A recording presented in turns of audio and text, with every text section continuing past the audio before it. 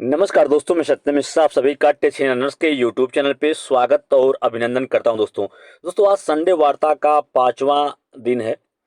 और दोस्तों इस संडे वार्ता का मेन लक्ष्य ये होता है कि जो भी जानकारी या अपडेट है दोस्तों, उसको आपके समक्ष एक साथ सारी जानकारियों को साझा करना। इसके अलावा जो भी कुछ बच्चों के प्रश्न होते हैं वो भी इसमें शामिल होते हैं। तो दोस्तों सबसे बड़ी बड़ी जो अपडेट है एक हफ्ते की, वो मैं यहाँ पे आप सभी के सामने यहाँ पे चर्चा करता हूँ। ठीक है, तो चलिए सबसे पहले जो अपडेट है वो क्या है कि जो बिहार सिविल फेज शिक्षक भर्ती है वो कहाँ चली गई है। भर्ती कोर्ट में पहुंच गई दोस्तों, जिसका सारी प्रक्रिया पूरी हो गई थी। और ये था कि बस आपका सिलेबस, और उसके अलावा सिलेबस तो जारी हो गया था, उसके अलावा ये था कि नोटिफिकेशन आपका जारी होने वाला था। ये निश्चित हो गया था कि 2 बजे तक आपका जो सिलेबस है वो जारी कर दिया जाएगा।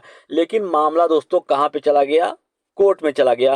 कारण क्या है दोस्तों, कारण है निगेटिव मार्किंग का प्रावधान। जो वहाँ पे निगेटिव मार्किंग लागू हुआ दोस्तों, उसी उसी निगेटिव मार्किंग के विरोध में वहाँ के बच्चों के द्वारा और जो वहाँ के शिक्षक हैं दोस्तों, नियोजित शिक्षक हैं, उनके द्वारा इस नियमावली या जो इस टाइप के सिलेबस बनाए गए हैं उसका विरोध किया गया कि निगेटिव मार्किंग को हटाया जाए। ठीक है, तो ये सारी चीज़ों को लेके वहाँ के बच्चे जब वहाँ पे सरकार जो सख्त हो गई कि निगेटिव मार्किंग नहीं हटेगा, या कह सकते हैं कि बीपीएससी के जो चेयरमैन थे उनका बयान आया कि जो निगेटिव मार्किंग है वो हटाया नहीं जाएगा। ठीक है, अगर कोई भी शिक्षक इसका विरोध करता है और सरकारी कर्मचारी है तो उसके खिलाफ जो है उचित कार्रवाई की जाएगी। इन सब के बावजूद भी सभी बच्चे जो हैं, कुछ एस टेट, बी टेट या सी टेट के अभ्यर्थी जो हैं, इस मामले को लेके कहाँ चले गए, कोर्ट में चले गए।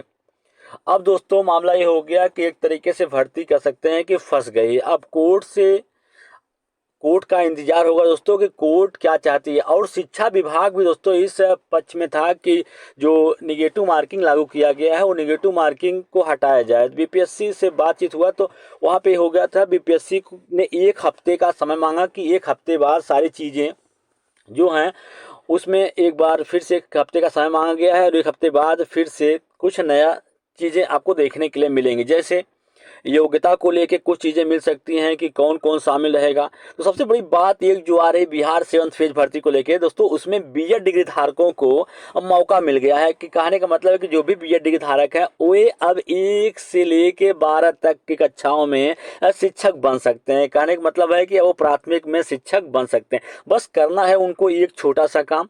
जब शिक्षक बन जाएंगे तो 2 साल के भीतर भीतर उनको 6 मंथ का ब्रिज कोर्स होता है, उसको उनको करना पड़ेगा। तो ये दोस्तों मामला कोर्ट में जाने का सबसे बड़ा रीजन ये था कि नियोजित शिक्षक और जो बच्चे हैं वहाँ के वो निगेटिव मार्किंग को लेके दोस्तों काफी परेशान थे। इस वजह से उनको कोर्ट में जाना पड़ा। ठीक है, क्योंकि जब बच्चों की सरकार नहीं सुनती है तो सिर्फ बच्चे क्या करते हैं, कोर्ट का ही दरवाजा खटखटाते हैं, क्योंकि उम्मीद होता है कि न्याय भी उनको वहीं से मिलेगा। और चलिए जो सेकंड बात है इसमें, सेकंड चीज है जिसके बारे में यहाँ पे चर्चा करने वाला हूँ, वो यह है कि केवीएस पीआरटी रिजल्ट पर रोक। तो केवीएस पीआरटी जो रिजल्ट है दोस्तों, उस पर रोक लगने का सबसे मेन कारण क्या है, बीएड वर्सेस बीटीसी का जो मुद्दा है दोस्तों, जो काफी दिनों से लटका हुआ है। और इस केस की सारी सुनवाई या सारी प्रक्रिया जो है दोस्तों कंप्लीट हो चुकी है। और जो फाइनल डिसीजन था उसको रिजर्व रख लिया गया था। ये था कि 90 दिनों के भीतर भीतर कभी भी आपका फैसला जारी हो सकता।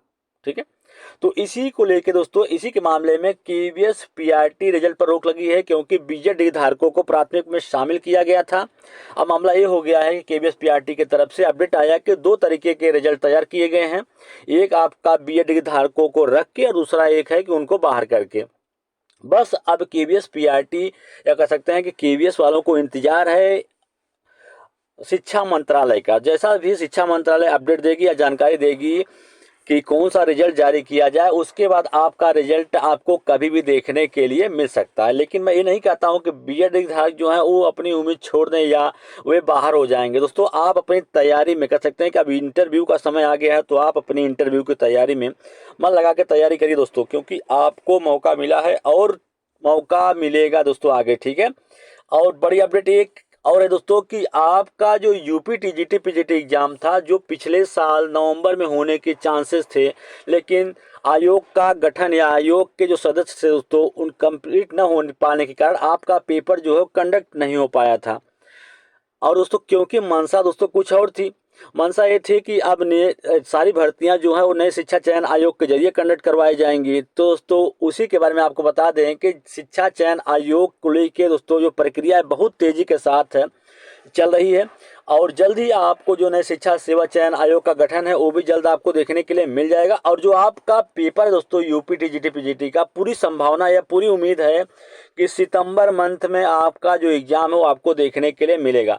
तो मैं एक संदेश देना चाहूँगा बच्चों को कि अभी देखिए, अभी आप अपने मार्ग से भटक गए थे क्योंकि इसको लेके कोई भी अपडेट नहीं मिल पा रही थी। तो दोस्तों फिर से आप अपने सब्जेक्ट की तैयारी में दोस्तों लग जाइए, क्योंकि अब आपके पास बहुत ज़्यादा समय बचा नहीं है। ठीक है, तो फिर से आप एक बार मुड़िए और फिर से तैयारी शुरू कर दीजिए। इसके अलावा वो एक बहुत बड़ी अपडेट और है दोस्तों कि सीटेट जुलाई शामिल, सीटेट जुलाई वाले जो बच्चे हैं उनको भी बिहार श्रीमंत फेस शिक्षक भर्ती में बैठने का मौका मिलेगा। बहुत ही अच्छी खबर है। जो बच्चे परेशान थे कि हम अभी सीटेट क्वालिफाई नहीं कर पाए, हम तो अभी फॉर्म ही अप्लाई कर रहे हैं, क्या हमको मौका मिल पाएगा, तो दोस्तों जरूर आपको पूरा चांस है बिहार सेवंथ फेज शिक्षक भर्ती में बैठने का, क्योंकि मामला कोर्ट में चला गया है और आप सभी जानते हैं कि कोर्ट का डिसीजन आने में कितना समय लगता है। ठीक है, आप खुद देख रहे होंगे कि उत्तर प्रदेश में बीएड वर्सेस बीटीसी का जो मामला है सुप्रीम कोर्ट में काफ़ी दिनों से पड़ा हुआ है, क्यों, जबकि सारी दलीलें या कह सकते हैं कि सबका पक्ष